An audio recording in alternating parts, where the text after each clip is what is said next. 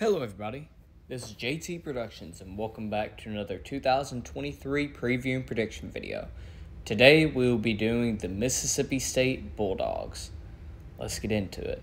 Before I start this, I want to give a special my condolences to the Mississippi State football family, family of Mike Leach, and the players around that program. It's terrible of how y'all lost a good soul in Coach Leach, and I hope everyone is still doing okay with everything that's been going on, and I just hope the pirate is resting in peace. So just my condolences to every single one of you that is feeling pain through his departure.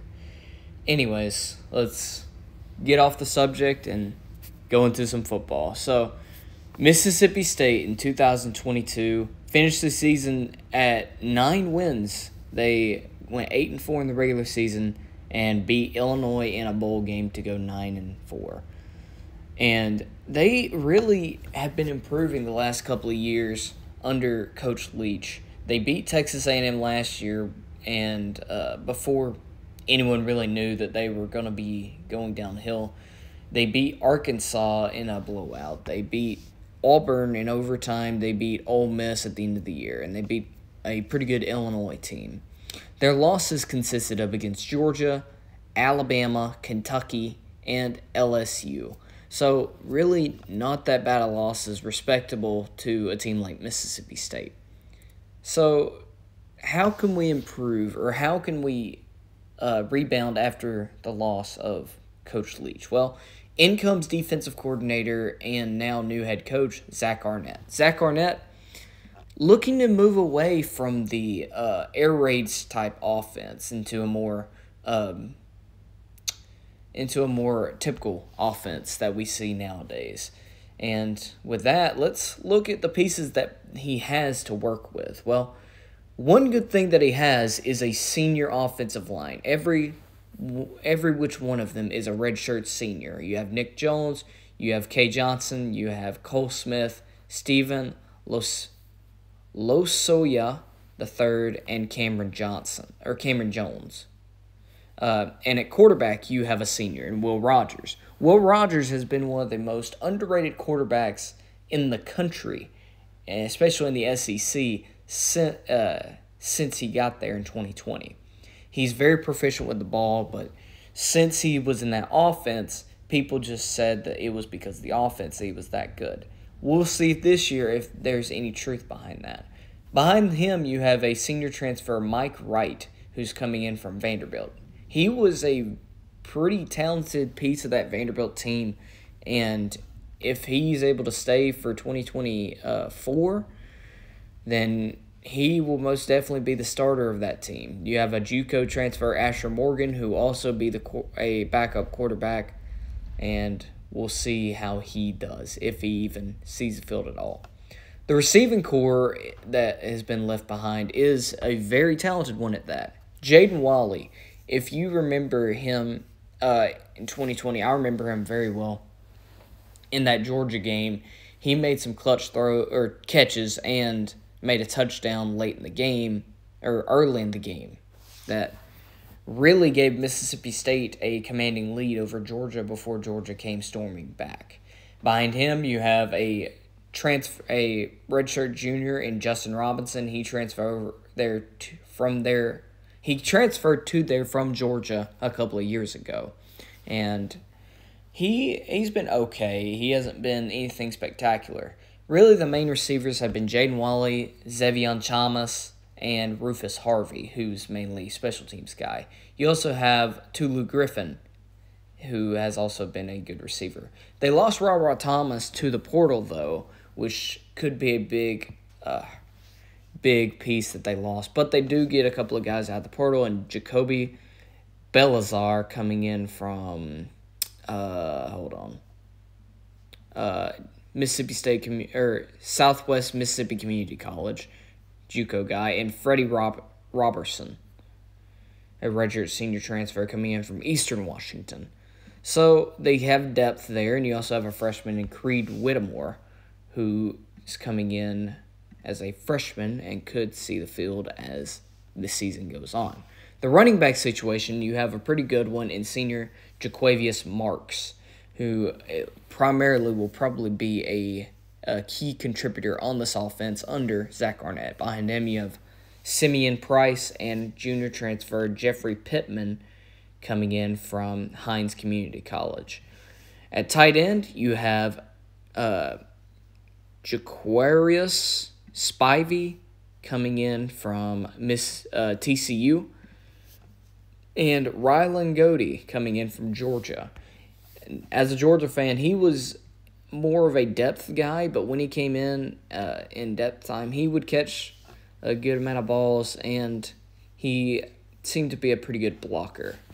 So the offense itself is not bad. It's just if the play calling is going to be best suited for them. That's the big question.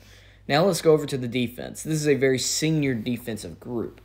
The youngest guy on this defense is a redshirt sophomore at sub-linebacker in John Lewis. You also have a bunch of graduates in Jordan Davis. No, not that Jordan Davis. You have Jaden Crumady at D-tackle. You have senior Nathaniel Watson, graduate Jet Johnson, graduate Asias Frudge, senior Marcus Banks, senior Sean Preston, junior Corey Ellington, senior DeCameron Richardson, senior DeMonte Russell, senior Nathan Pickering, and some other guys that'll be depth. And they got a couple of transfers in as well. Eric Taylor, redshirt junior transfer coming in from, give it a second, Southwest Mississippi Community College by way of LSU. And then you have Zachariah Tillman, who's a freshman linebacker. You have Redarius Jones coming in from LSU as a defensive back. That'll be some help on the defensive back side. You have Chris Keys, who is a redshirt junior transfer coming in from Indiana. You have Jacody Albert, sophomore transfer, coming in from Kentucky as a safety. And then you have Camari Rogers, redshirt freshman transfer, coming in from Miami. So you have a good infusion of transfer talent at depth pieces, but your defense is really pretty experienced, especially with your new head coach being your defensive coordinator from last year. So I think the defense will be fine to Mississippi State standards. Nothing spectacular with regards to being one of the best defenses in the country, but they will be good enough to win you games. So with that being said, let's go to the Mississippi State schedule for this year. So you start out against Southeastern Louisiana. This should be a give-me win at home. And let me go ahead and tell you, this schedule, Mississippi State only has 4 road games. So that's a big help for Mississippi State. And you start out with 3 home games as well. And Southeastern Louisiana, you're going to be able to win that game. It'll be a good time for you to see how your new offense is going to work, whether you're going to have a good infusion of run and pass or whether you're just running the ball a lot more. Will Rogers should be able to have a good day during this game, but we will just have to see. The next week is not going to be as much of a gimme as you think. Arizona under second-year head coach Jed Fish, second or third, I think, has really improved. They have Jaden Delora at quarterback. They have some good wide receivers and pieces on defense. They got Bill Norton coming in from Georgia at nose tackle. So Arizona, they are one of these Pac-12 teams that runs a very high-octane offense. And I think, you see, it's going to be tough. The defense for Mississippi State is going to be opportunistic. They're going to be able to get after the quarterback. They're going to be able to intercept the ball. But you lost Emmanuel Forbes from last year. Your secondary has some pieces. They have some transfer pieces. But with a high-octane offense with Arizona, it's going to be tough. And if you're not going to be running a high-octane offense yourself, you could be left in the dust, especially with how Will Rogers likes to play.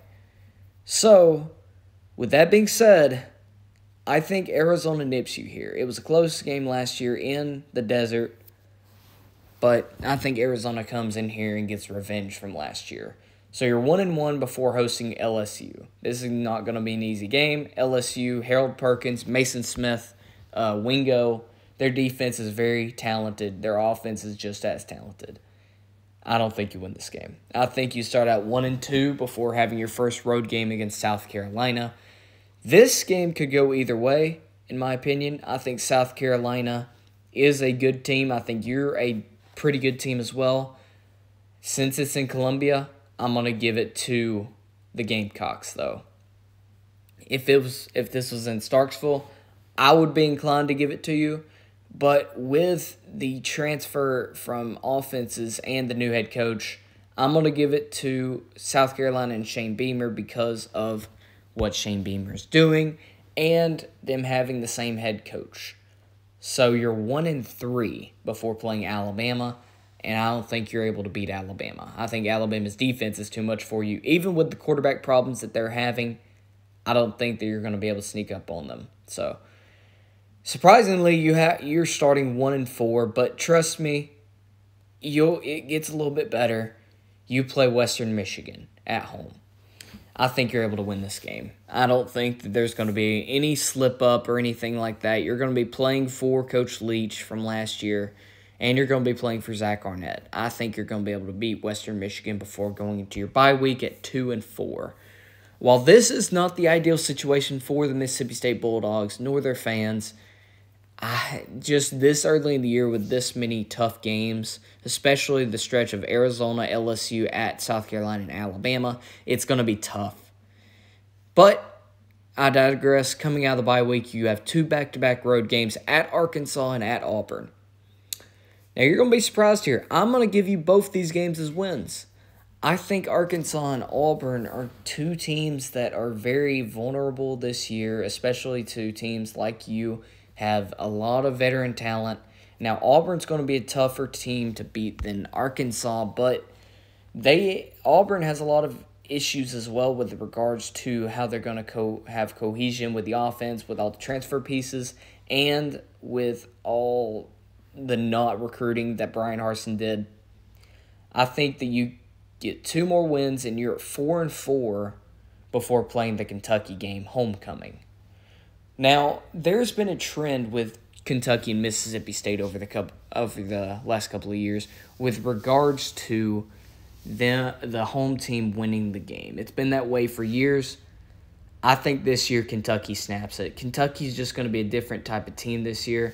They got Devin Leary in. They got a couple of receivers that are very promising with talent, and I just think that you're going to drop this game. I just don't think you're going to be able to beat Kentucky, even though it's at home.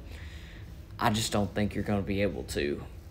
So, then you go on the road to Texas A&M. This is going to be another tough game. I could see it going either way, honestly. In Kyle Field, I'm going to give the nod to Texas A&M, though, especially with Bobby Petrino being there as the new offensive coordinator. I think that Texas A&M beats you in Kyle Field. So, with that, you're 4-6 before playing Southern Miss, and I think you get this win. I think this is a good place for this game, just like an Ole Miss video when they play ULM. This is a good place for this game, good place for you to sort of not have to try as hard, with regards to having to keep in the game. And I think you get a win here to go to 5-6 before playing Ole Miss in Starksville. This game has a lot on the line for Mississippi State with regards to bowl eligibility and everything. But with regards to how Ole Miss finished the year last year, I think they're going to be coming into this game with a vengeance, and I think they beat you. So you finished the season 5-7 in Zach Arnett's first year. There's nothing wrong with that. I mean, it sucks that you don't get to go to a bowl game, but with regards to how hard your schedule was this year, it was tough to find 5 wins in total. You could find 3 wins pretty easily, but the other 2 were tough. I debated about Arizona, South Carolina, and I debated about Arkansas and Auburn.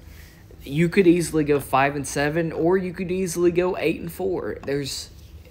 This is going to be a total enigma of a team this year with how Zach Arnett's going to play this team. But I digress. This is going to be a crazy year. So, anyways, thank you all so much for watching. I hope you all enjoyed, and Go Dogs.